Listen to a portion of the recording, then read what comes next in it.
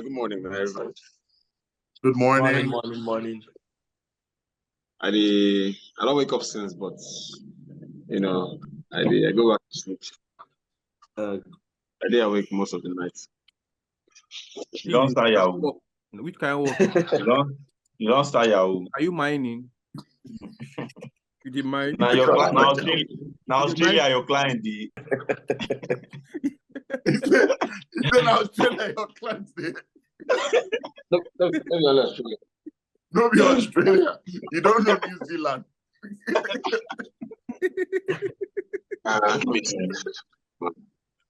Oh, if I like this, your new this thing, where you go play there, it makes sense. Today you never see say I played there before. I don't understand. I say I like something. You know if you say thank you add you. I don't even say thank you. He had me because this is what we talk. Now the first time we see I played there. Person call you fine boy, you see the verse.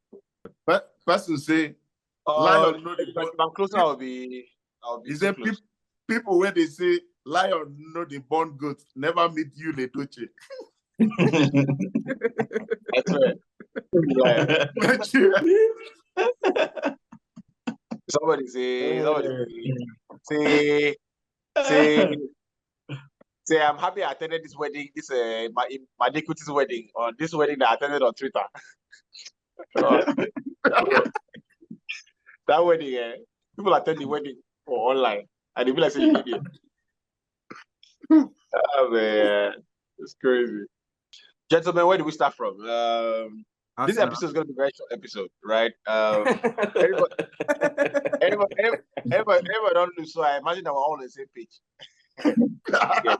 Let's find other interests.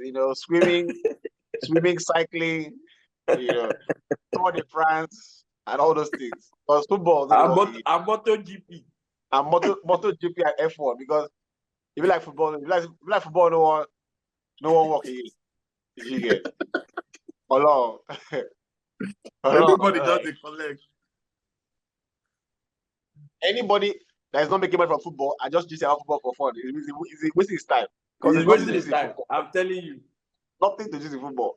If I don't see people with the guy and they watch football, I don't say, man, you don't know what you're doing. Like, when I go find work. God, Rashford. My God. I never seen a more useless player in my life. Never seen a more useless player in my life. Martial, they plenty. I said it. I think last week's episode was very good. It was so good that he was even though he didn't have the kind of reach, but it was good in the sense that we sort of preempted a lot of the things that we would maybe spend very little time speaking about this week. United were spot on with United. I made an analysis on Chelsea. I think it was spot on as well. What else do we speak about? Arsenal as well. We touched on Arsenal. So it was almost perfected that last episode. It got happen to say that after the episode, Chelsea they form back-to-back win, they lose. Arsenal they form Ramsdale come back into the team. He chop goal like say that. So you see all of a sudden Gonna come game, so who was a steady, who was your first choice? Steady goalkeeper. All of a sudden, the guy looks like he's out of sorts. Do you understand? It looks like he can't pass the ball anymore. Like basic things, like even basic saves, that kind of thing. And again, you go back to it. Football is a confidence sport. You give somebody confidence, they take it and put it somewhere. They know that, I have the trust of this guy, so I'm going to go out there and become myself, right? And honestly, a lot of things. This episode will be like go back to the last episode and watch it, right? Yeah. Personally, I like to talk about Man United. I watch. After the Arsenal game, I switched to the Man United Newcastle game. I was watching, and I've concluded in my head that I think that the players want the manager out. That kind of performance, maybe not deliberately, maybe not consciously, but when you play like that, Tino Livramento takes the ball from his own half, a fullback. That was the one I didn't understand. And runs the length of the pitch. Yeah. And, goes past 4 or 5 players, and not a single player in the team wanted to take responsibility. That when I see players do that, I just feel like they don't want the manager again, because that is not only lazy, that is criminal in many ways. And I just feel like there's something that's not just right with those players. Obviously, the players are not at the level that you expect them to be, but there's something that just allows the player to work extra hard, do that extra thing, run that extra yard, cover that space for someone. People are just looking around for themselves. Ian Wright made the point on the Kelly and Wright show on Tuesday. He said that there's something Bruno Fernandes kept doing against City on Sunday. United are in a position, and then Bruno Fernandes runs out to go and press when the team are in a settled, Man City are in possession. When you go out to press alone like that, it doesn't help the team. That what he was doing, that many players do it, is he's looking out for himself. He's trying to convince the fans I'm working out. The other ones are not. And many players are looking out for them. I looked at that. I'm talking about the Newcastle game. I thought that, some of the players, didn't look like, that goal, the Livramento goal, he runs the length of the pitch, plays the ball into a space. If I was the manager, I will find Dallo 2 weeks wages. The Almiron goal you meant. The Almiron goal. So I will find him 2 weeks wages. It was shocking. So I just feel like the players somehow, maybe not consciously, want the manager out. And it's just going back to time. The players play badly. You get the manager out, get a new manager in. There's that bounce again. Players get excited. Yeah. All of a sudden, United look like they're going somewhere, and then later on they go back to time. So it just feels like that. And this is where I think that United, the hierarchy at the football club, need to stand strong and say, you know what, we're going to back this manager, which I saw yesterday in the news. They've come out and said that, all talks about the manager being fired is categorically false. I hope they back him, keep the manager, let the players realize that this guy is not going anywhere. Like exactly. You said, I made the point last week that once the players realize that this guy is here in the long haul, they will have to go get into shape, get into in line. If you fire the manager again, it just feels like United are 5 steps, 10 steps backward, because what the manager has done in the past 2 years, and I'm not holding brief for Erik ten Hag, but what the manager did last season, you've got to back him. Yeah. So I can guarantee 2 things, right? Before I go into it. If United fire ten Hag, right now, United will be back in the same position they are in now in the next 18 months. Guaranteed. Yeah. Right? So that's one thing.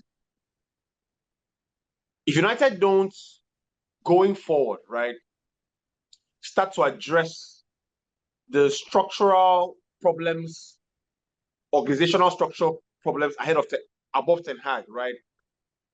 There would always be a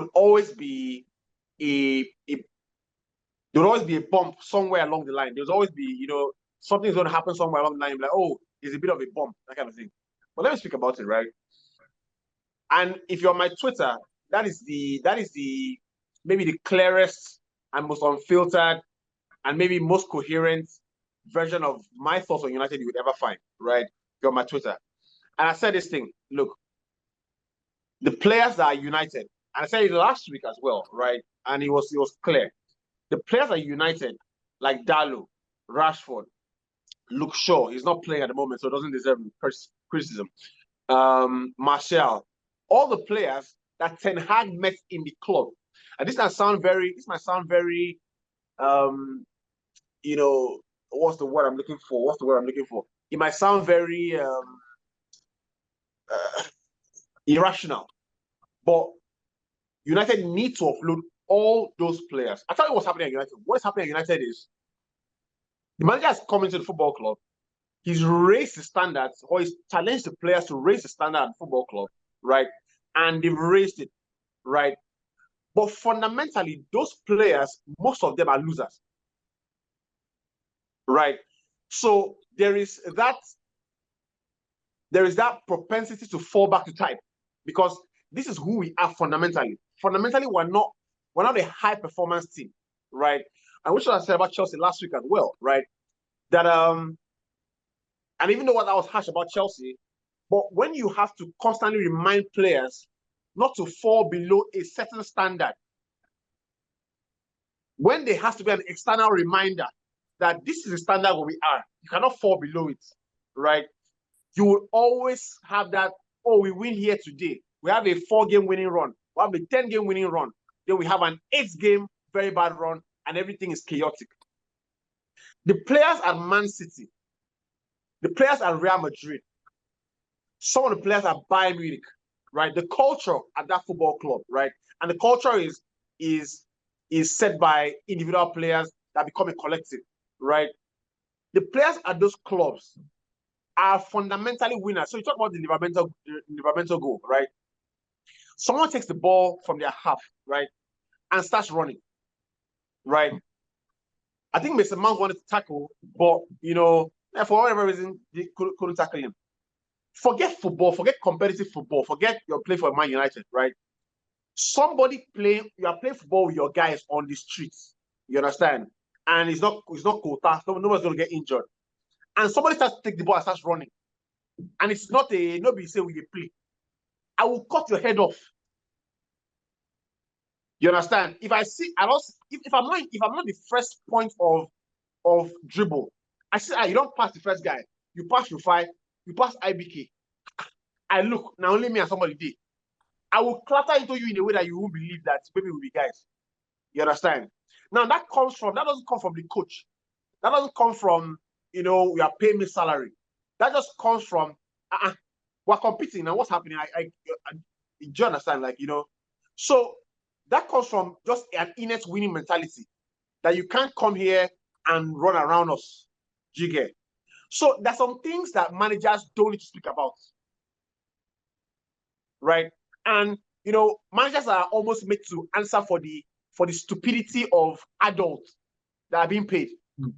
The second goal that United concede, right? Dallo is waiting, right? When there's going to be an overload, so you have 2v2, and the player is waiting to lob the ball, and you can see that the guy is waiting to making eye contact with the other player to make the lob, right? Dallo actually allows the guy to make the lob, and he's now caught goal side. You get?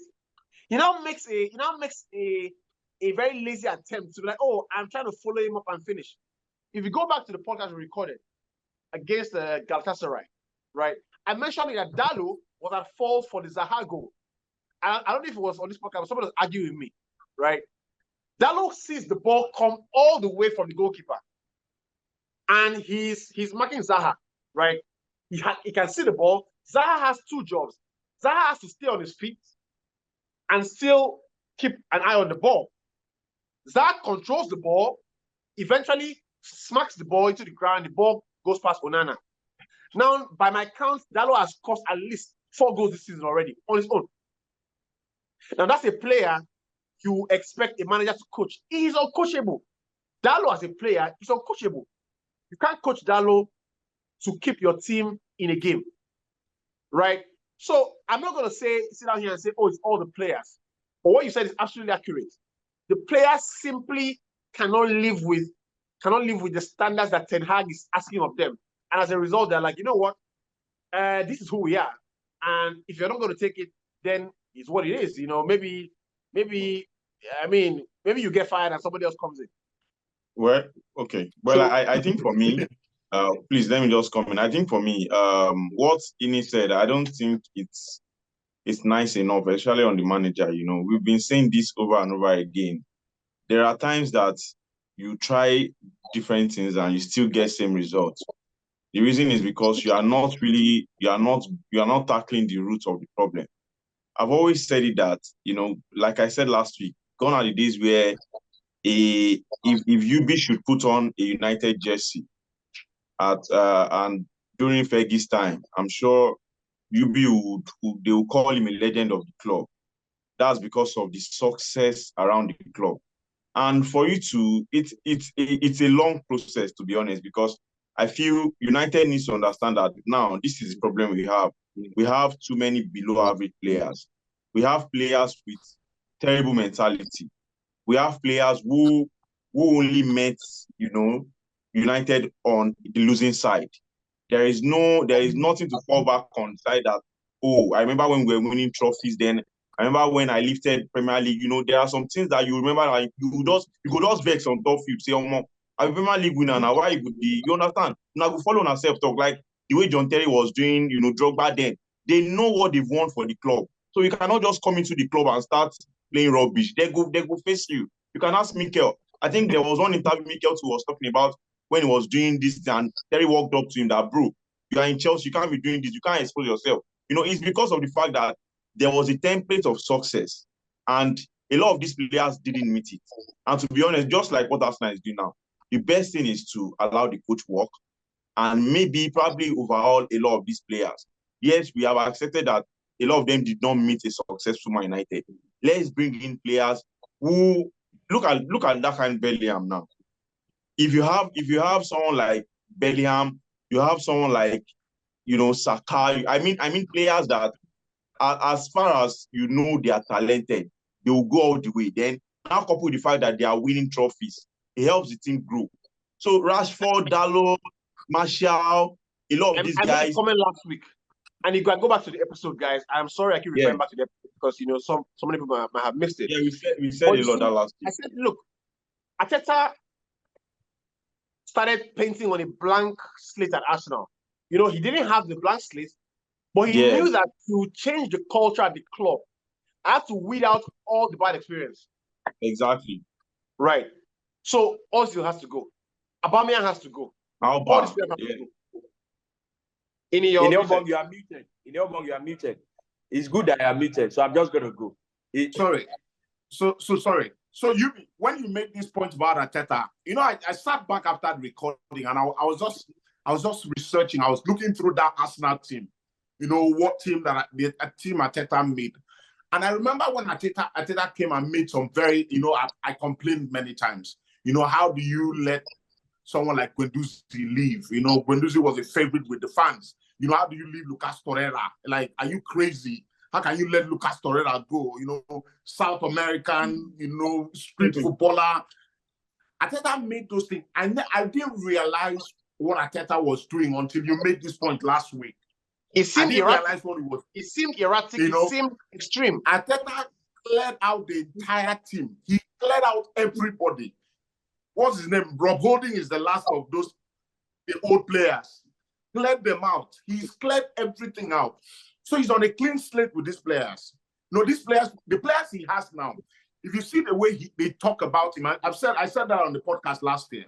If you listen to the way these players talk about Arteta, and you see the way they play, even when things are not going well, you can see players who are completely sold to the manager. They understand this is what the manager wants to do. David Raya was making mistakes in the City game, I think, and he came out and said, that's how the manager wants us to play. And I believe what the manager wants. That's how the manager wants us to play. And I believe it. So when I get the point Judy is making, there will not be any measure of success at that club if you do not have those players with that kind of mindset out of the football club. Because Rashford feels. So for me, Rashford feels I'm entitled to play. I'm a Man United boy. I came through the ranks. I've scored goals for this club. The way Martinelli plays for Arsenal, if you see how Martinelli runs from the beginning of the game to the end of the game, you would think that he's he came through the ranks. You see how Saka, all of them, you see how they run. They run because they realize something. If you do not work this hard, you will not play. You will not play. As simple as that. If you don't work this hard, the players Arsenal have in the team right now are only there because the manager wants them there. I made a comment last week, right? Out of United's first 11, right? How many players can say I'm here because Ten Hag wants me here. Rashford is there because he's been there, right? Bruno Fernandes, for example, and I'm going to call for Bruno. I'm just giving Bruno time because I also think that some things are not clear until you put some weight on it. Rufai makes a very good point, and sorry guys, we actually went out of. We're gonna record that again. But Rufai makes a good point about Bruno, right? And this is why it's important that we have a complete team, right? But what I see, I watch United more than Rufai, right? Obviously, but Rufai makes a good point. However, I just think that as far as mentality goes, he can do more. He can do a lot more. Yeah, very possible. He can do a lot more. Hold on, please, Yubi. It's unnecessary. So let's go back to where we were. Please hold on, Yubi. Who is fit enough? Rufai, I beg no vex. Rufai, I beg no vex. Who is fit enough to be captain of Man United, if not Bruno? That's the question. God will bless you for this question, though. That's a huge question because naturally, Rashford, right? Make Varane. Naturally, De Gea is your captain. I said it when Maguire was given captain handband. De Gea should have been captain because De Gea has shown. Yep. When things are not going great, right? De Gea has stayed. You see, there's a quality that you don't go below, right? So we're not recording in the studio now, right? And that's not the best for us because we're a very, very engaging podcast, that kind of thing. So it's an aberration. Sorry, I say as we talk, it's an aberration. Yeah, it is an aberration. Yeah, but we still have to make it happen, right? Yep. So, and as far as the conversations go, there is no difference in what we record in the studio and what we do here. Difference is the quality of the pictures are not as great. The engagement, the way you feel immersed into the whole thing is not as great. But you see, there's some things that will not fall below. You understand? And that's the same thing at United. So De Gea was captain. I thought, De Gea should have been captain because in a bad season, De Gea will still do like your standard save, right? Yeah. When you watch, let's say Bruno, for example, Bruno is a good player. I love Bruno, right? But I think that you have to improve constantly as a player. Then when you're given more responsibility, you have to now step up. Everything you did before is you don't throw it away, but put it to the side and say, you know what, we have to do more. We have to make more out of what we're doing. I think that there has to be an attitude change in terms of I am now the captain. Where is the responsibility of pulling people along? You understand? Where is the place of tearing to people, rallying the troops? Like, what are you doing? This is how we should do it. Show it on the pitch. It's not about nagging. Bruno nags too much, way too much, right? Too much. And it's not good enough. And what happens is... Yeah, sorry. Because we're not recording. Honestly, with the Bruno conversation, I get it in the sense that when you are a big player at a big club, and then they hand you the captain armband, you're supposed to stand up to the occasion. That's what you're supposed to do. In every single aspect, you're supposed to stand up to the occasion. When it comes to your players, and again, I'll use examples to, the interview Mikel had with John Terry recently. John Terry said something about one of the personal regrets that he still has up until today is the fact that Mo Salah and Kevin De Bruyne came to the club, didn't cut it, but now they're some of the best players in the world. He said that's one of his own personal regrets. Why? He said because at the time, what he had been used to growing up as a player and then becoming captain was you need to have the mindset and you need to have the mentality. And so when Kevin De Bruyne and Mo Salah came in, he was looking at them like these are kids who probably are not good enough. Because even Mikel said it. Kevin De Bruyne, his head was always down. He felt like the people in the team were against him. He wasn't really training well. He didn't fit in. There was a game Mo Salah played and Mourinho said into him, and he literally was weeping in the dressing room. So he was looking at them like, these kids they don't have the mentality to play here. But in hindsight, now he's realized that with even being an assistant coach with Dean Smith and all that, he's realized that maybe those were a new generation of players coming up, and they needed an arm around them. They needed a captain to call them in and say, look, what do you need? What's going on? How are you? Don't worry. These things happen like that. Don't worry, your time will come. They needed somebody, a big personality in the dressing room, to drag them along, to tell them that it's okay, to let them know that, oh, these things happen. It doesn't mean you are not good enough. All of those things. So when you're a captain, it is an incredible responsibility on you. So I understand on that level, Bruno doesn't feel like he's on it. He doesn't feel like he's cut out for that kind of work.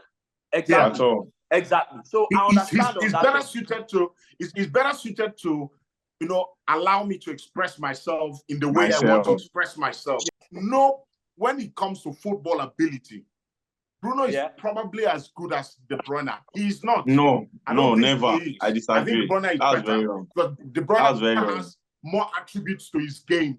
Has more attributes to his game than Bruno. If you stop Bruno from passing, goes on in nonsense. If you stop Bruno from passing and not allowing him to pass, he's almost a redundant player on the pitch, like what Man City did on Sunday. If you stop De Bruyne from passing, don't worry. De Bruyne will hold one ball, run, shoot one shot like this. You won't be able to stop it. So De Bruyne has more attributes to his game. Hold on. De Bruyne has more attributes to his game. But in terms of being a creative force in a team, getting on the ball and making things happen, Bruno is as good as De Bruyne.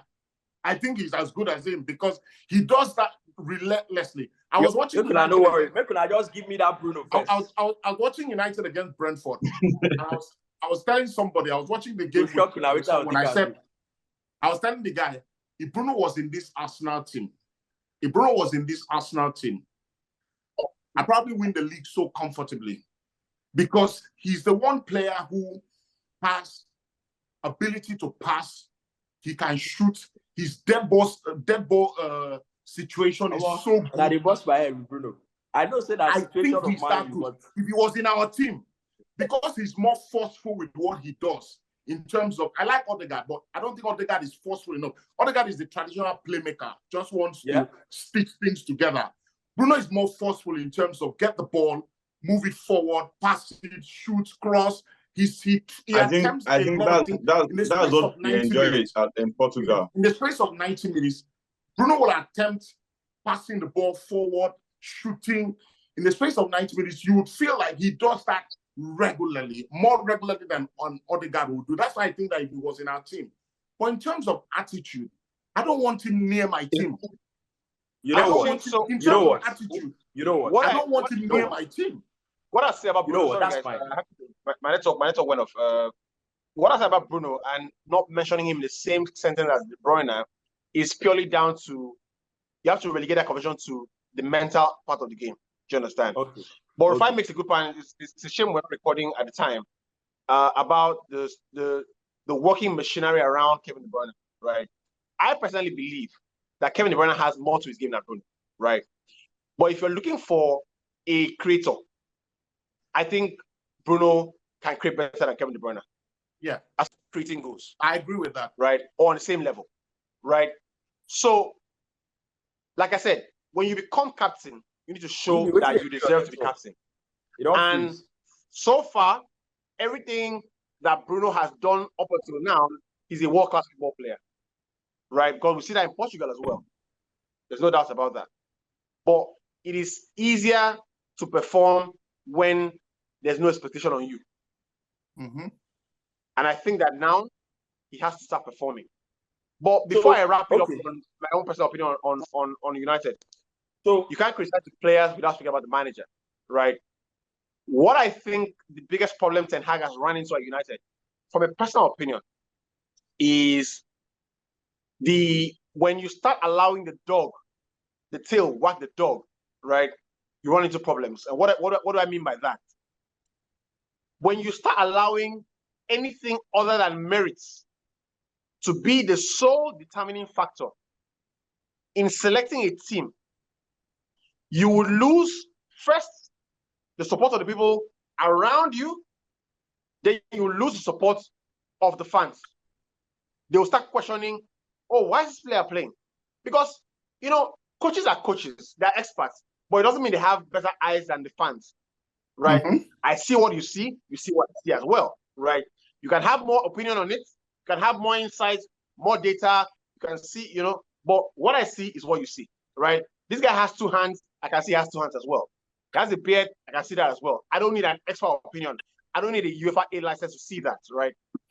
So when you start picking players based on reputation or because they came in for a figure and you are trying to justify that figure, the effects are devastating beyond measure. Case in point, Anthony. Case in point, you know, Rashford. You know, when you start picking players, I mean, United, what he did last season so well, and we all gave him props for it, was coming, no nonsense. If you are 100 million pounds and you're not playing well, you're not going to play. Hannibal had a few good games, 2 good games. The next following week, the team looked like the team was beginning to get his energy back. Hannibal was not in the team anymore. The Bayern Munich game,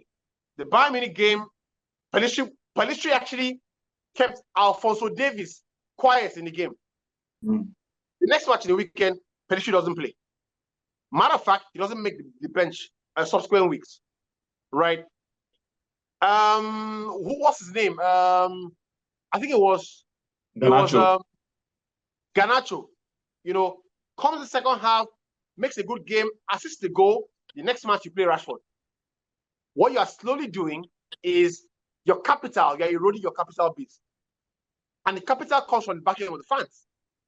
So can Ten Hag rightly say now that the fans will go 100% for him the way they were a month ago or last season? No, because he's doing things that are not consistent with equality and fairness.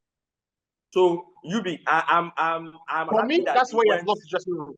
I'm happy that you went also on the other side of the manager, because that was why when I started, I said I'm somewhere in the middle, where on the one hand, you're looking at United and you're thinking, if you fire this guy now, you're going to be back here in 18 months, right? Oh, they'll be back there. I can guarantee. Another thing is also, when you look around Europe, if you fire him now, who do you bring in? You know, all that. On the other side, you have to look at Ten Hag himself and ask a few questions. And I'm happy that, okay, we started from, why is this guy playing? Why is this guy playing? Why is this guy playing? Because irrespective of the name that a particular player or a set of players carry, when things are not going well, and this player are not doing well, it doesn't matter who replaced them. The first thing is they need to be replaced because they are not doing well. They are not doing well. It doesn't matter who you bring in, be it from the under 21s, but they are not doing well. They need to be out of the team.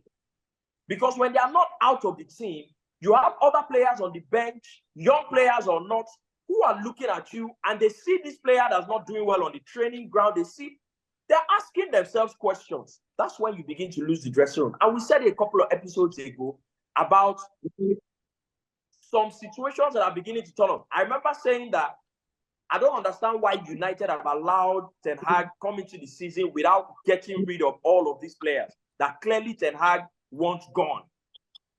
Because there is no way the manager works. Look, the manager is tested the most when things are not going well. You have to see that in the future. You have to see that ahead. You can't base all your decisions on when, the manager is doing well and you just... No, you have to see it ahead that situations can turn. And so when things go bad, you have to expect that it will, because it's football. It's not going to be good for life. So when you see that ahead, you begin to plan for the best case scenario inside when things start going wrong. What is the best case scenario inside when things go wrong? It is, one, you know that the manager is still in charge, whatever happens on the pitch. So you create an environment for that inside. how do you create an environment for that inside? Every single player in that dressing room knows that only the manager is in charge.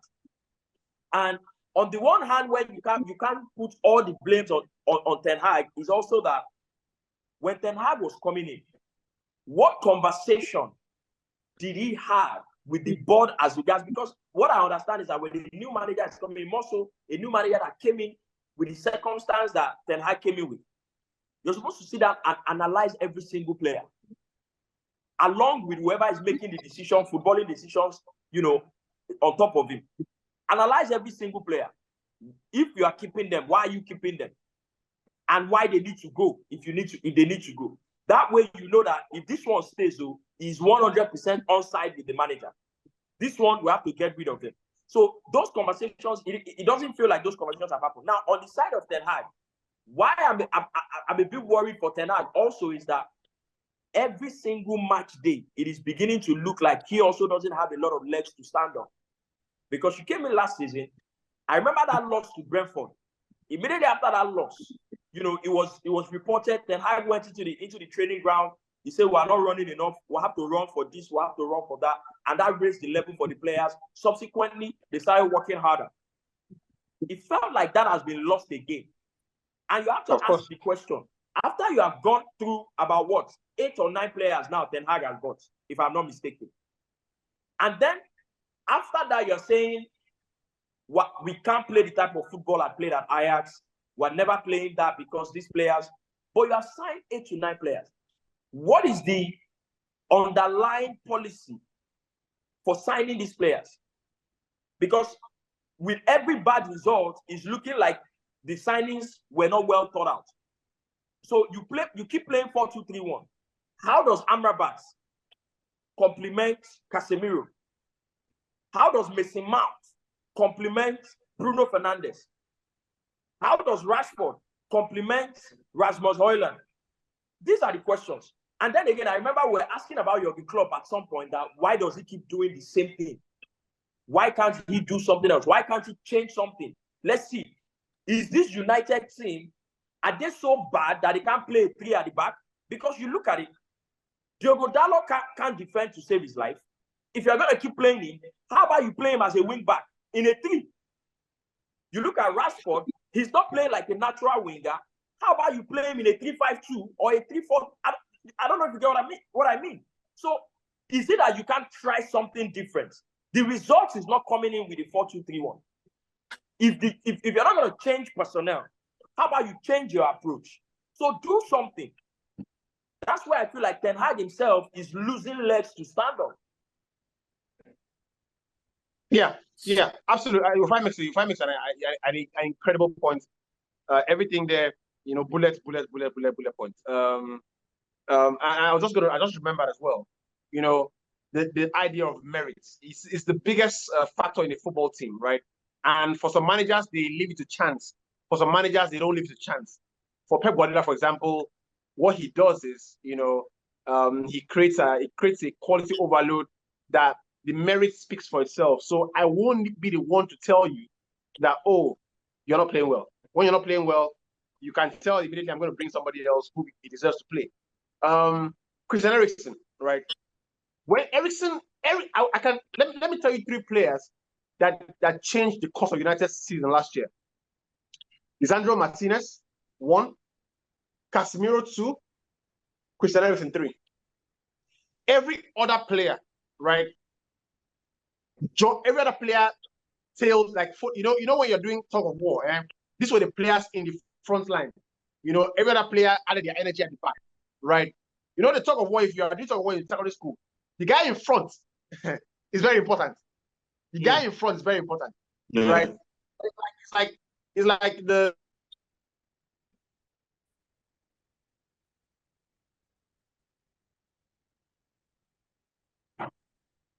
What's your street? What did happen to you? I'm on your street. What's the color of your gate? Can't put him at the start.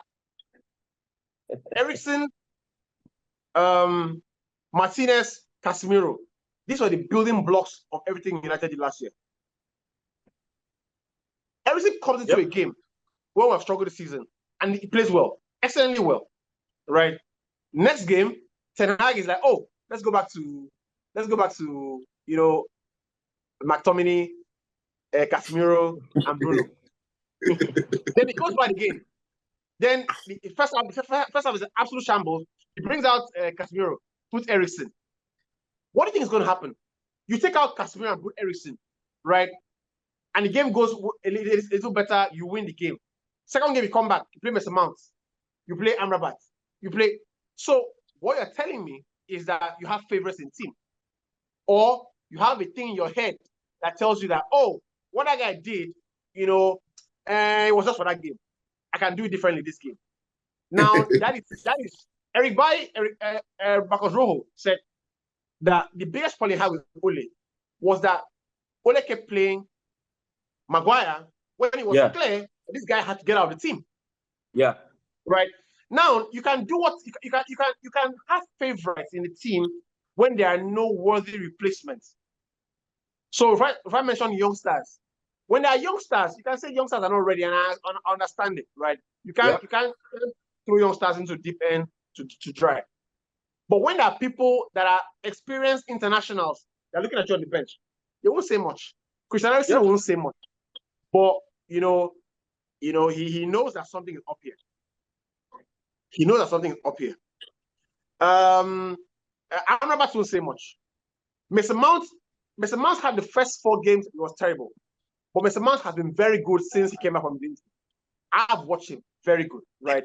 Yeah. You play him this game, you don't play him the next game. So you see that system to it. And you also have to admit, Martinez is a very important part of how United play. So what I've done here is try to analyze the situation from all sides of the equation. And I still believe that it is not possible for a manager who finished 3rd last season with a trophy, right, to all of a sudden not know what he's doing. It is not possible.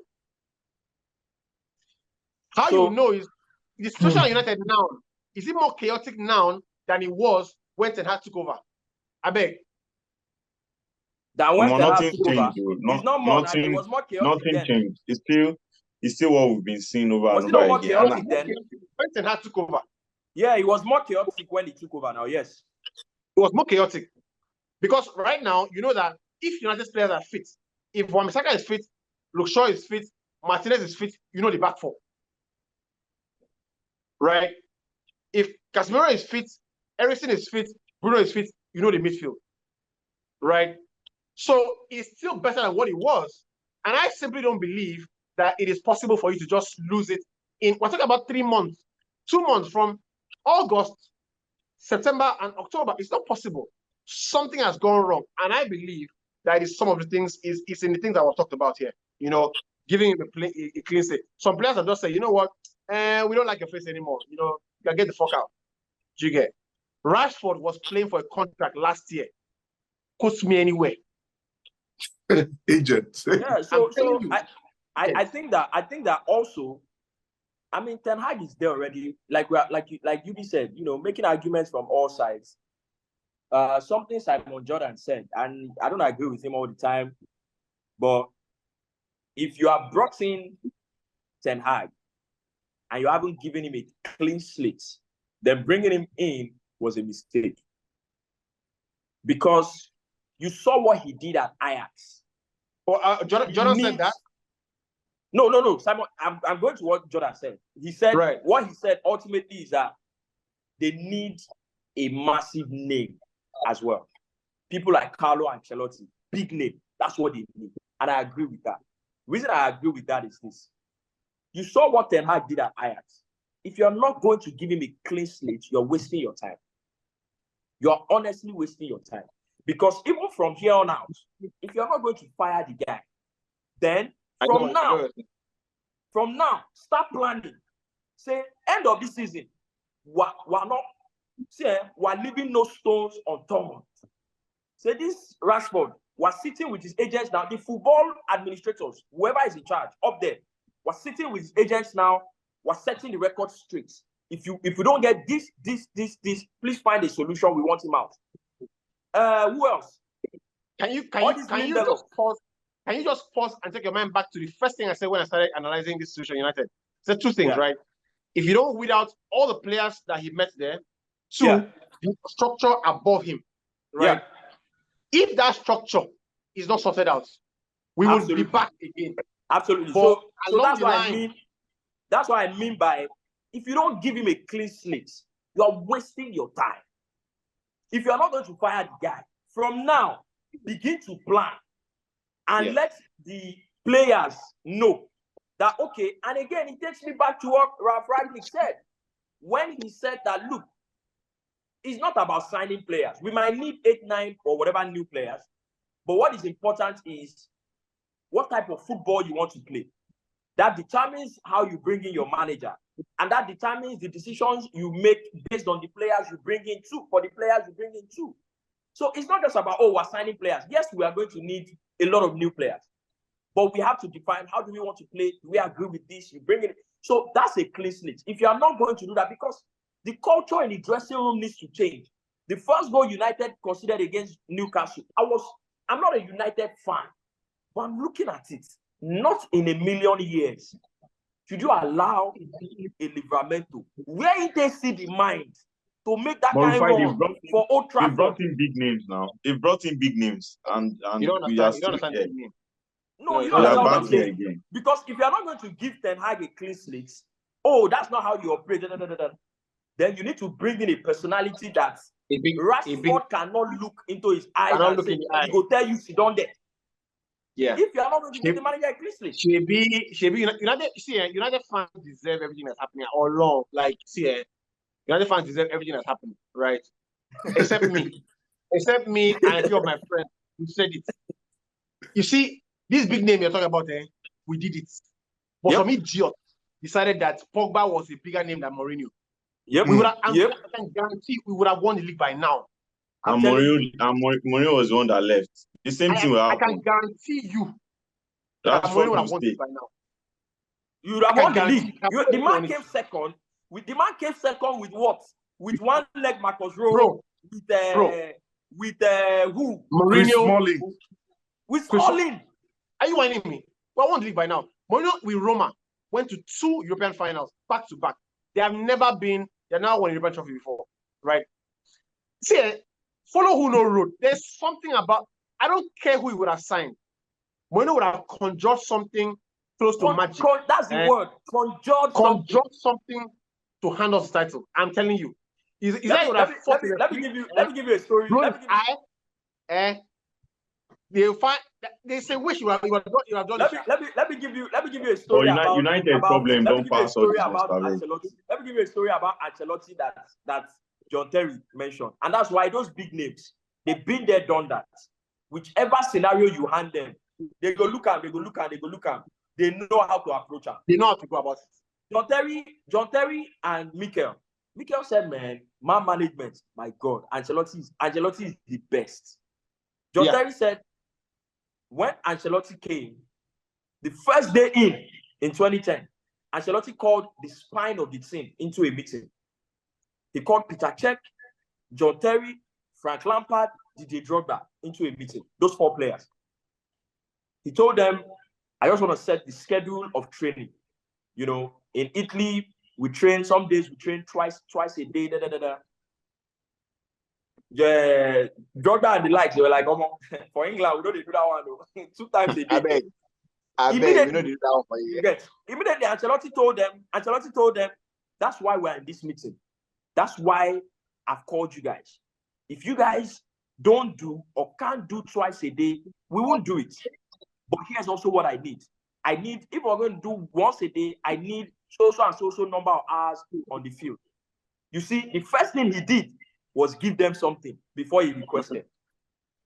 The second thing, John Terry said, on the training ground, they will play a 7-a-side or an 11-a-side for maybe 15 minutes. And then Ancelotti will tell them, we'll do shooting drill. So his training sessions were like, one for me, one for the players. The players enjoy shooting drills. Everybody knows if you're on the training ground, they love shooting drills. The goalkeeper is in the post. They're just shooting at the goalkeeper and scoring. Players love it a lot. Anyway, so his training ground was set up in a way that it is one for himself, one for the players. So the man understood very well how to get his players on side. He was so good that if you disagree with Ancelotti, or if Ancelotti decides to throw the kitchen sink at you, almost the entire team will agree with him. He was so good at it that everybody was with him. The players loved the way he. I think it's by far. I think it's by far maybe on par with Ferguson ruled by fear a lot from what we have seen. I think he's the best manager of all time. Personally, I don't. I mean, the guy was. I don't know anybody. They said. I don't know anybody. John Terry said one time. John Terry said one time. Ancelotti asked them. Oh, he said. Ancelotti asked them, "What's the? I think. Oh, are they supposed to be at home or something? And he told them, you know what? Next training, we're going to give the wives a day off. Everybody bring your kids to the training ground." And everybody brought their children to the training ground. So you had the players training, and then you had the children of all the players doing their own kickabout. He said it was one of the most lovely environments for them. That they brought their children in, and the children were watching their training. So the man understood. The man knows how to handle those kind of situations. Yeah, I think what we have deduced from this conversation, and let's wrap it up, guys, because we run the risk of going on and on and on and on. What we have deduced from this conversation, right, is another we've added another feather to the top of what is the solutions that need to be united, or what we think about it at least. And what it is that when a club decides to hire a manager that is not a bona fide elite, you make that choice, right? Knowing that you must see it out to the end. Yeah. The first requirement to make that choice is that you must give him time, blind time. You must give him time. You must give him that environment that he needs. But give him that environment, that blank slate, you understand, to make sure it works, or else don't hire him. 2, if you're not going to take that route and you're going to go and bring a big name, right? Mourinho, Carlo, Jurgen Klopp, Pep Guardiola, then you must live and die by what they say. Yep. If they wake up today, they just wake up in the morning, walk past the player. I don't like the face. I don't like when that guy look at me. You must get that player out. Again, you be so on point because examples choke. The same thing John Terry said about Mourinho.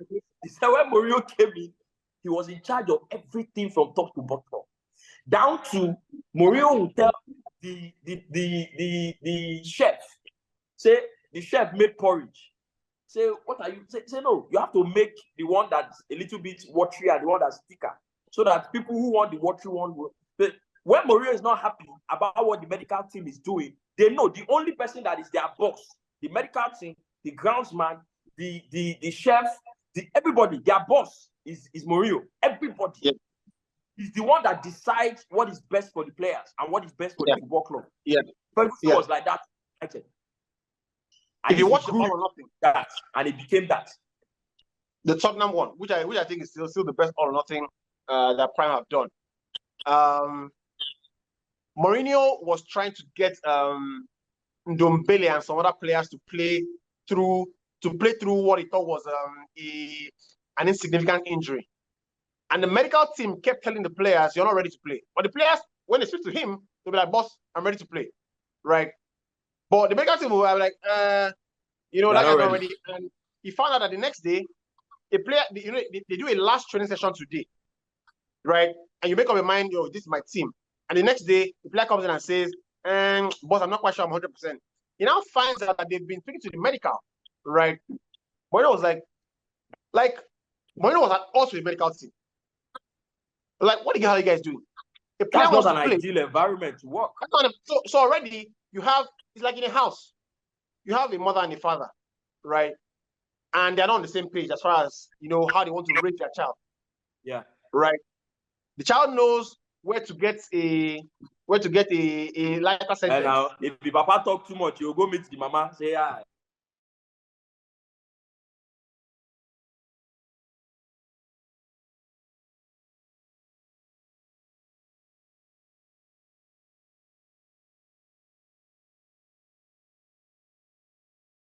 the full-on autonomy. Now, in United's case, they've done both, right? So they've gone full circle. Now you have to stick with your choice. Now, this is simple. What United need to do is simply just sticking by your choice and seeing it out. Again, the club runs the risk, because the management above Ten Hag is not strong enough, you run the risk of doing something they've done before again. Mason Greenwood, you made a choice to put him in the team for the start of the season. Simply stick by the choice. Simply stick by it. In the transfer window, you made a choice to sell McTominay and Maguire to West Ham, right? Simply stick by that choice and sell them. You made a choice to hire Ten Hag. Simply stick by the guy for at least a reasonable amount of time. What would you tell people that you fired Ten Hag after 18 months? What does that say about your own decision making? Do you understand? Yeah. So that's my submission on that, right? With Chelsea, if you analyze Chelsea, you run the risk of being too hard, because it's a club building blocks. So again, we expect what is happening. Like, it's not. I mean, I watched the game before I said what I said last week. Do you understand? You know, I saw the game against Blackburn. If it was a Premier League team, they'll beat Chelsea. That Blackburn game, if they play a Premier League team, they beat Chelsea. You understand? So I won't make an analysis on Chelsea until, I'll speak about Chelsea for sure, but we won't speak about Chelsea as a this is a affirmative analysis to make. Do you get? With Arsenal, I personally think that what Arsenal are simply going through is, what do we need to focus on? But I think that it is an important early sign of what needs to now, the next level they need to go into. The players are picking the tournaments to get motivated for, and it's being said by the manager, right? The manager must know that when you are building a football club, and Arteta is a new manager, you need to approach every single tournament with the same mentality, because you don't have. Yeah. You might feel like you have a strong mentality now, but you don't have it yet. It's not there. It's not there yet. So this idea that we can play a second string team, right? Because we have other priorities. You are setting the foundations for the players to excuse themselves subconsciously. That was. Man, I think you be wrong. I think you be wrong. because I grew up to know that. Like, I was talking to my brother when I was watching the Carabao Cup. I said, I grew up to know that Carling Cup is for the young guys. You watch United. Now, because you support Chelsea now. You watch. No, that's what I'm saying. You watch Arsenal there. I love to be wrong. Put full strength. Ask you one question. I love to be wrong to be proven right in the end, right? Chelsea are playing Lincoln Town. And Drogba is the captain. Drogba is the captain. Yeah. Not only Chelsea. How many trophies has Pep won? You go learn. Last season, if Pep has been at it for 7 years, he has won 5 League Cups. What does that tell you? You know what? What does that tell you? I won't think it is somehow that we'll play second string, but when you now get to the semi-final and the final, you now start your. You now play this thing. You now play. Now so Fergie they do am that year now. Now so Fergie they do am. But what I think. So Fergie they do am. But what I think, Fergie, and where IBK did not win. And where IBK has missed it, guy, is that it's not about because the cup is no. What you are doing when you try to compartmentalize is because at the end of the day, it is a mindset thing. Mindset no be switch. Now Carling Cup, so it's not important. Now Premier League, that will go. Papa, you will lose that Carling Cup and you will come to the Premier League, because also you need momentum. There's something in your mind, in your body frame that needs that. We just considered it is unacceptable. I want to ask you one question. One question, eh? That loss where they lose. So, who is the pressure on for next week? Is it the players that are not playing? It's Arsenal. Who carry the pressure? the pressure is going to be on Saka that did not play. And you know what's funny? But how Fergie take the do am? Now my own. How Fergie take the do am? How Fergie take the do am? Stop benchmarking new managers. These cats on Fergie. You know another thing. It is a different thing if you have a team that is solid enough that, okay, when I don't start this one, that one is up. See, again, it's an example. This man, Mikel Dem and Co, they said it. Bro, the training, and that's those teams of back in the days, you can tell in the quality of games they now come to play during the week, the match days. When Arsenal, when United, when Chelsea, these guys, when they play early 2000s, Mikel and Terry, they were like, the training sessions were so intense. Never mind Carling Corbe, said the training sessions were so intense that there was hardly a time that people like Drogba, Terry, that they don't fight in training. Because the training sessions were so intense, John Terry loses a game in training session and he goes into the dressing room, he's smashing things everywhere. The players know that the captain is on. So when they come to the weekend, during the match day, it feels like, and they are now playing Sunderland, or they are now playing Stoke City. It feels like it is now easy. It's easier than the training session.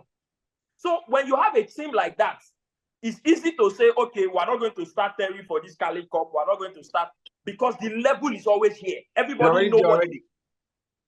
Not when you are building. Not when you are building. Not when you are building. Now, Pep. Last season, Pep. Carling Cup is not a business, but he won the treble. So he was strategic. When he started his career at City, Oga, we will win this thing. This is our first bet right. Yep. Mm-hmm. Yep. Right? Because like now where Arsenal don't lose for midweek, right? The pressure to win now is now double. Yep. Yes. You have lost one cup already. Make I ask you, you know, IBK, you know what it is, right? Right now, for Arsenal, for example, league no show anybody. League no show them. Champions League no show them. You have a young team that has had a very good season last season, that is in a very good place in terms of mentality, in terms of approaching the game the right way, in terms of winning games and all that. But make no mistake, they are not there. Of course. They are not there. Speaking of being there. But Wenger does the same thing. Wenger does the same thing. How many did you win? How many did you win? I get the point, Rufai. That's the point Hold on. For a side as young as Arsenal, the second youngest team in the Premier League this season, for a side as young as that, showed someone but didn't win anything.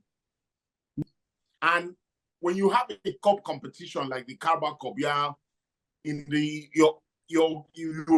get into if you beat West Ham in the quarterfinals, it's something that is good for the mentality of the players, never mind young players. And to go out and lose like that to West Ham, put a second string side, doesn't make any sense. I know he had his head in the Newcastle game. He's prioritizing Newcastle. You know, Newcastle is a difficult game. But the truth of the matter is that if you had a Champions League game on Wednesday and it was important, you will play a strong side and play Newcastle over the weekend. So it doesn't make any sense that you are changing a team and losing an important cup game when you are not sure of the other trophies. Yes, and that's school of thought. I think. Don't you guys should not forget that the team is not just doesn't consist of just 12 players. You have a whole squad of about 23, 25. So when you have a whole squad of about 23, 25, there are competitions. Who are these players? Hold on. There are competitions you set as priorities. Do you understand? When you start of the season, you know that for us now, their priority obviously will be Premier League and maybe Champions League, maybe the FA Cup. Why would the priority be the competitions like Carabao Cup? competitions like the Carabao Cup is to hold on. Is to allow this season, get back in the top four. Hold on. See, no, competition like the Carabao Cup is to allow, like I said, you have about 25 players in the squad. There are competitions that you need to try and at least give these guys playing time. IBK, is the purpose of the team to give players playing time or to win as much as possible? I tire, my brother. Obviously, win as much as possible, but in the end, you still need to bring in these players to get playing time because you don't need to bring them in. They need to fight for their place. They need to force their way into starting 11. 25 players. And the performance against West Ham. The performance against West Ham shows clearly why some of them don't start matches. It shows clearly why some of them don't start. These guys are match rusty. Have you played football before? Match rusty, you are contradicting yourself. You've not played the game. How does a coach play players that are match rusty? Guys, Rufai, that's the point. Because the Carabao Cup. A lot of things are allowed. I said that the Carabao Cup is not Arsenal's priority. Go and write it anywhere. Go and get it anywhere. The Carabao Cup is not Arsenal's priority. If it was Arsenal's priority, you would not be set up. IBK, let me remind you, let me take you back to the origin or what I think is the origin of, this cup is this team's priority. Let me take you back to what I think is origin, because I think that there are a lot of things that football fans, have now come to believe without actually asking how those things were formulated and how they came about. I'll tell you how this is what our priority is going to a season. When Fergie arrived at United, right, and for 4 years didn't win anything. Matter of fact, it was on the bench of getting sacked. The first trophy was the FA Cup, right? Now, at the time, there was no priority. The priority was to win. When he started winning, right, in 86, and eventually won, so much, in 92, it was now clear that this tournament, right, is a level below your capabilities, right? When teams start to build, right? When your club joined Liverpool, they were in the Europa League. And it was a disappointment that they didn't win the Europa League. The next season, there was no mention of priority. It was, can they get Liverpool back to winning? When Liverpool had won and proven that they are a class above, the top, after the top two, there's a gulf. Then you now mix the third, fourth, and fifth. They now set the bar for them that this is your level, right? When a team starts to build, okay, let me ask you a question. On what basis, on what premise do you set the standard for Arsenal that this is their priority? They've not won the Champions League. They've not won the Premier League in how many years? So on what level do you now say this is what you should be a priority? I tire, my brother. Listen. What have you seen in Arsenal that makes you demand an automatic that they don't need the Carabao Cup from them? Rufai, from the setup, like I said, you would know. A coach using his second fiddle, using players always on the bench. It's obvious that is not the priority. If it was a priority, like Rufai was saying, when Mourinho was at Chelsea, the point you are missing the point. The point you are making here is maybe the competition is not priority for Arteta. That's why he put out a second string. But we're saying that it is so faulty for a team that hasn't won a trophy. For a team that hasn't won a trophy in 3 years, hasn't won a Premier League in 20 years, for a team that doesn't win regularly, and for a squad so young, I made mention of that, the second youngest team in the Premier League this season, for players who have won little to nothing, it is so wrong to not prioritize a competition like the Carabao Cup. Because in the end, winning is the same feeling. When you win the Premier League, you get a medal, you get champagne, you run around the stadium, it's exciting. When you win the Carabao Cup, it's the same thing. You get a medal, you get champagne.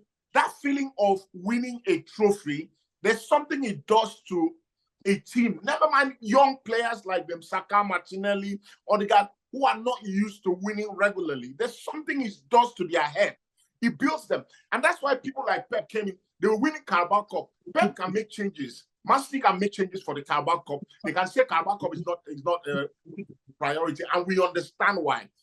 Because the truth of the matter is that Man City's second string side can win the Carabao Cup. They're good enough to win the Carabao Cup because they've got such a machine of a team that they can pick and change anytime. Not 7 years in the making. Team, you haven't won anything. You have not won anything. Great promise last season. Absolutely fantastic. I made the point when you went off. If Arsenal had a Champions League game on Wednesday, Arteta would have played the same squad that he will play on Saturday against Newcastle. So why not play? You're playing West Ham. If you're playing a championship club, I will understand why you make changes. You're playing a West Ham team who are interested in that competition too. West Ham made very few changes. They played their entire squad apart from Antonio and the goalkeeper. They played a near full strength squad.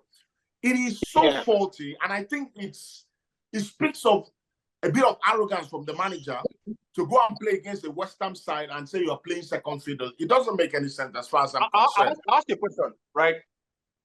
Coming to the season, Liverpool, what's the objective? Top 4. Let's see if they can make the top 4. Of course. You know why? Because their standard has dropped back down to, so there was no hubris to say, oh, our priority is not the Carabao Cup. Oh, no, now we just want to win again, I beg, right? But I'll finish the story I was telling before the network went off. So we put out the team in secondary school, and, first half, we're playing against this other set, and our team didn't do well. We put out, the first team we put out was, they were good. Again, I mentioned that our team was so good that we had 2 11s. But of course, the first 11 was the strongest. Our first 11 for my sets, they play teachers. You understand? And we give teachers 2-2 or a very good level. Physically they were better than us. But our second team was better than all the teams of students. So first half we play what we believe is a good team, but not the best. So I tell you what, as the result wasn't great in the first half, it was 0-0, something like a 1-1. We now said, we're the touchline. I said, let's bring in our stronger players, right? Now the players that were coming off in the first half, some of the players that are big boys, I said, make the big boys enter. Do you know that comments? Somebody heard it. One of the guys coming off heard the comments. They're like, make the guys, big guys now no enter. You understand? That thing caused a serious problem, in our subsequent tournament. It's a problem that in the dressing room, of course, there was no dressing room, but I mean, in terms of dressing room, it caused a problem in harmony. Yep. Do you understand? So now we where they play first. Now we be the small boys. No, not the big boys. You understand? So it was so bad. It was so bad that when we make sure we come out one player, you don't know to play well, we put another player. That player if go with the, play well, he'll come and say, but why when our big boys no play well? You understand? Now, what I'm trying to say is that you see, with mentality, players can get the sense that, oh, you are saving me for the big game, so I am not. But honestly, it's not an on and off switch. So you must create that we go as a team, and of course, nobody's blind. You're not as good as Saka, but we're not going to tell you that, oh, you don't bring something to the table, or the reason we're playing you here is because Saka is more important than you. No, we're playing you here because you're very important to the team, and your job is good. So that's it. And I believe that that's where we are with all the teams. Is there anything we haven't touched on that we would have loved to touch on? Anybody? I think wait till they happen now. Get any all this your topic where they do for Twitter. They won't drag us. They won't drag us for Ballon d'Or. Mushroom shows. You don't get any topic on all those mushroom shows. They see. My God. All right, guys. We spent an hour there, but he is a moderate father. You get so he's a moderate father. So he has to die, you know. He has to tie a milk for his chest. You get Wale, Mo do predictions now. Mo do banga. What's happening? Alpha, I do. Your wife not come back. Are you sleeping well? My mom still there around. No one. Good one. You don't look stressed. Actually, they look say, Wale, they tell, let's record, though. Let's record. Only make I see your face. You get time for her. No worry. No, but I don't. Wale, I make don't. I see your face. I don't use work play now. At 12 a.m. I did. See Wale, how your face shine. I know they use work Oh, play mommy. now. You guys know. I'm a consummate professional. Fine boy. Why you are away? Consumer. You know, things were still running smoothly. I was, getting things done. You be waiting to your network today, I beg. Waiting they happen to Glow. Network, yeah, Glow now. I'm dead. Glow be like Rashford. You get. It was all good. Why you? Una want key Rashford. Rashford. Now waiting do last season now. Now waiting do last season. Wale, you The guy don't got add 400 weight. goals last season. You don't add weight to. Maybe last season. Now Rashford don't make us. They say Rashford don't make us beat for last Mitoma. season they were saying Rashford. Now Rashford make una no beat for Mitoma. Getting in the Kylian Mbappe conversation. You him. Last Rashford is season, the reason he was getting The the guy Kylian deceived Mbappe them. He conversation. deceived them. Rashford Yeah, is the reason stop Mbappe race. in the stop up that time. Man, you fans for timeline for Twitter. Say, Rashford, Ballon d'Or. I say, my God. They compare Rashford to Osimhen that time. Say Rashford, Osimhen. Yes, Rashford, now. Rashford, that. We didn't even talk to Rafael Leao. Rashford is the reason that we didn't talk to anybody. That Leao is not a serious footballer. That Leao step now 5. That football, last season, Leao is not a serious footballer. That boy no serious. That boy looks so unserious. That boy, Bro, another agent. you go call the He smile. look like agent. I don't go lie. He look like agent. That boy is not. It is not. In the play like say that's P5 on our side. You know the funny thing with that boy. I watch Serie A lot, and that boy just looks like somebody where you say the day when you say today we go play ball, we go show this people say we sabi play ball. You go play. When you see him against Bologna, all these small clubs, you go to play nonsense like this. When you bring AC Milan, bring Napoli, Juventus, now that day he won't show say he's a big ball. So now agent, serious agent. I won't touch him with a pole. Serious. They were signing an agent, but Tuchel don't know. Tuchel don't know say signing an agent. Tuchel go lose to third division. Tuchel Bayern Munich board just dey complain. Guy, my brother, I watched the game right. He gave those guys 35 odds. 35 odds. Anyway, Bayern with Dortmund this weekend. Bayern will beat Dortmund this weekend. You put your rent on top Bayern Munich to win against Dortmund. If Dortmund beat Bayern Munich, they will sack Tuchel. If Dortmund beat that, they will sack Tuchel. If Dortmund beat Bayern Munich, they will sack him. Why I want Tuchel to do well in Germany? They're saying in Germany that Bayern Munich losing in a cup game is not a problem. That losing to a third division side is an embarrassment to the institution. It's an That Bayern Munich, they don't take it. That's what they said. That's what they're saying in Germany. That Bayern Munich, by right, if not that, don't buy markets. They said that some Bayern to score more than 3 board members wanted Tuchel to be fired on Wednesday. They wanted Bro, him fired. Bayern to score more than 3 Bayern like or that. 1.0 something. Third division club. It is embarrassing to the institution. If you lose, we speak about that. That's why I know Bayern will win. They will beat Bayern. They will beat Dortmund. We speak about that time way state back clubs. You get, and you know Germany.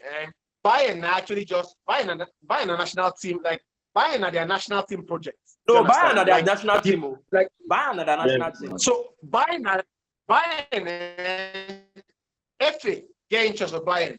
So they know this network me so we run am. But inside they know say this is what Tuchel they do. You see Tuchel, why I'm happy that it's happening is that they are training one coach for me. One coach where I look. In case, you know, we need to pursue this thing high. You know, that there's a guy there, a young man called Alonso. I have my eyes on him. So I like. Hey, you want You to don't carry start. another You coach? don't You start. be elite. You don't start. You don't Alonso, start. You want to carry another Madrid. coach? You be elite. You don't start. Alonso is going to Real Madrid. I always love seeing you be excited. Leave it to me. Leave it. When you be excited, it's always sweet thing to see. Leave that one to me. Listen to me. He say Onana will change the way United play. Onana will change the way United play. I remember that Yes. way. And speaking of which, that reminds me that you mentioned Onana. You see that first goal. That man you considered against Newcastle. What be that thing where Onana do? We don't say Nadalo. Now don't cannot say that. You know, not he don't close. Catch him. Now near post close. So what's it? But he's so close now. Fine. Wait now. He closed the near post now. He made himself big. I don't even know what I want. He's too close to the striker. Wait. Oh. See that load of fuck up before that pass come. You don't know the person there behind them. As that pass come, let's not mess around. Wait now. Reverse the clip. Don't look at the guy twice. No. Yeah, he knows the person there. Now in positioning, as that pass come, let's not mess ourselves. Dalo was out of the equation as that pass come. Because I can see the player, when that guy, they make that dash through the middle. He's supposed to position to be able to block that guy in case two pass won't come. As he not make that move, make him set himself well. As that pass come, Dalo was out of the equation. So now come outside. For Onana waited in his goalpost for too long. See, when your player no fit make tackle again, making yourself big is also making the goalpost narrow. So you have to step up to make the angle narrow. And he didn't do that. You don't chip on 3 times. You want me to chip on again so you get that highlight again. I don't hear you. You just say you don't chip on 4 times already. No worry. It was no, fair. But to be fair, his first touch took the ball away from him. It went from him. You understand? His first touch took the ball away from him. You can't force Onana for anything. I celebrate you. You can't force Onana for anything. Whatever you talk. Before I celebrate you, Sabi boy. I know what's not the talk now. We don't play this ball. I know what's not the talk. The goal will escape. You don't come out now. You won't go back. You go come back talking network kill him. No, he talk gentleman before you come out. He talk gentleman. I know answer. I know, yeah. All right, man, gentlemen. It's been a good run. Let's leave it there. Okay. Oh yeah, no. All right, man. Cheers, guys.